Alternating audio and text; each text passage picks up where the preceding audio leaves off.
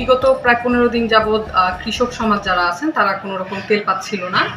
আমাদের কাছে গোপন সংবাদ এসেছিল যে কিছু অসাধু ব্যবসায়ী তারা ডিজেল বিভিন্ন জায়গায় বাড়িতে এবং দোকানে মজুত করে রেখেছে, যখন দাম বাড়বে তখন সেই বাড়তি দামে বিক্রি করে লাভবান হওয়ার আশায়। আমরা আজকে সেই তথ্যের ভিত্তিতে অভিযান পরিচালনা করি এবং বাঁশকান্দি শেখপুরে 3টি স্থানে প্রায় 28 ব্যারেলের মতন তেল আমরা জব্দ করি এবং এখন সেটা বিতরণের ব্যবস্থা করছি।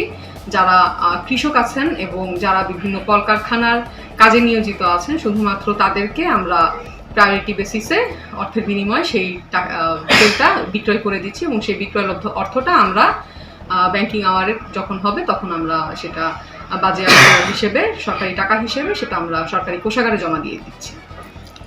যে তেলটা আমরা এনেছি সেটা বিক্রি হচ্ছে সরকারি যে ন্যায্য মূল্যে। সাধারণত দেখা যাচ্ছিল খোলা বাজারে তারা ডিজেল 150 টাকা করেও কিনতে পারছিল না, কিন্তু এখন আমরা একদমই সরকারি রেট যেটা আছে সেটা মোতাবেক আমরা বিক্রয় করছি।